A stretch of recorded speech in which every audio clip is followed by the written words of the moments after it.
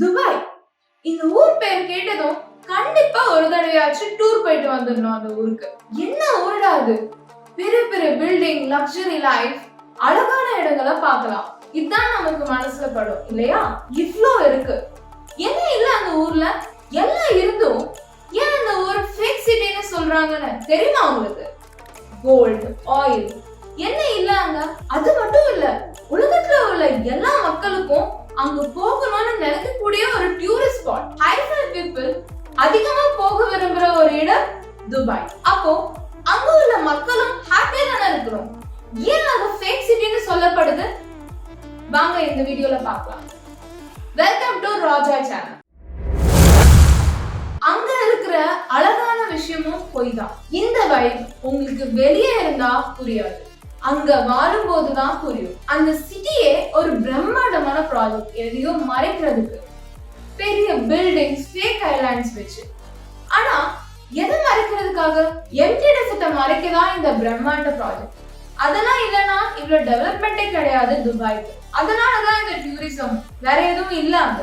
சும்மா நடந்து கூட போய் சுத்தி பார்க்க முடியாது அந்த ஊர்ல, due to its hot climate. அப்படி என்ன மறைக்கப்படுது இந்த உலகத்துக்கிட்ட இருந்து?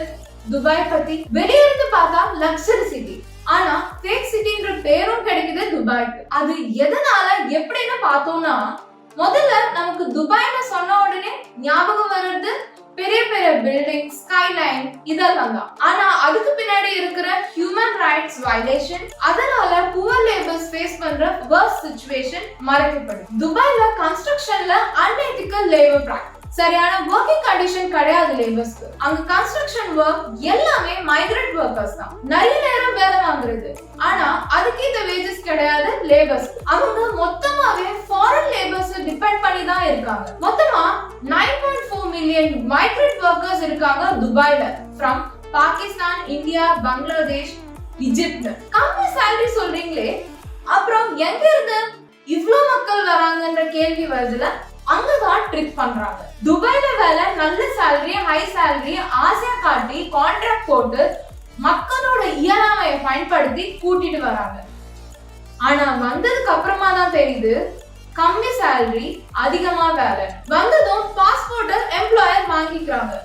கான்ட்ராக்ட மீறினா பெரிய ஃபைன், கம்மி சம்பளம், திரும்ப போக ஃப்ளைட் டிக்கெட்டும் காஸ்ட்லி. இதனால பல பேர் மாட்டிக்கிறாங்க, வேற வழியே இல்லாம. இது அகேன்ஸ்ட் லா. அங்க கன்ஸ்ட்ரக்ஷன் மட்டும் இல்ல, வீட்டு வேலைக்காகவும் நிறைய மைக்ரண்ட் ஒர்க்கர்ஸ கூட்டிட்டு போறாங்க. அவங்கள இன்டர்வியூ பண்ணதுல சில விஷயங்கள் கேட்டா மனசு பதறும். கேட்க போறோம் உங்களுக்கு. ஒரு நாளைக்கு இருக்கிறதே 24 மணி நேரம் தான். அதுல 20 மணி நேரத்துக்கு மேலேயே வேலை வாங்குறாங்க. சரியான சாப்பாடு கிடையாது, ரெஸ்டே கொடுக்க மாட்டாங்க. இந்த மாதிரி வீட்டு வேலைக்கு போறவங்க ஏஜென்ட் மூலமா தான் போறாங்க. பாஸ்போர்ட் அவங்க கிட்ட இருந்து பறிக்கப்படுது. மாட்டினா தப்பிக்க முடியாத பலம். இன்னும் சில இடத்துல ஒர்க்கர்ஸ் கிட்ட வயலன்ஸ்லாம் நடக்குது.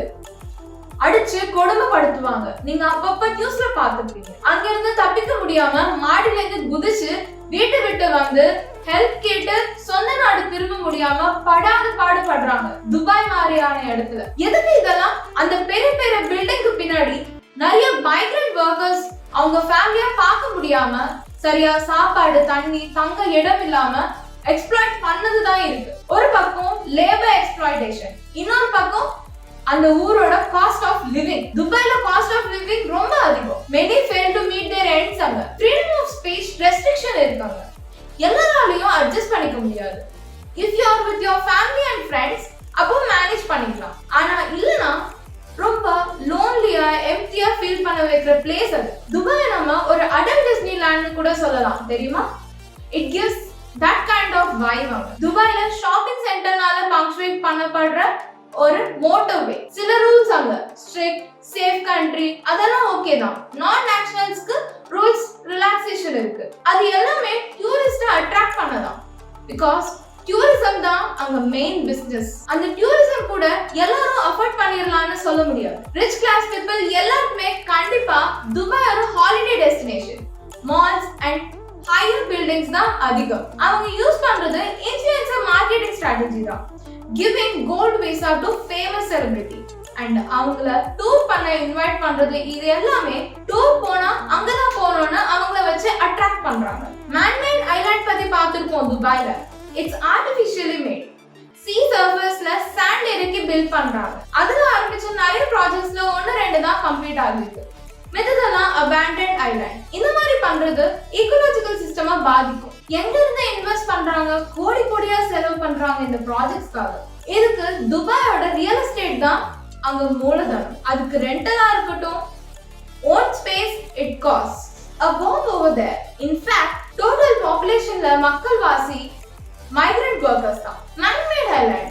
இந்த மாதிரி மால்ஸ் கூட உள்ள போய் பார்த்தா எல்லா டாப் அண்ட் பிராண்ட்ஸோட ஷோரூம் இருக்கும்.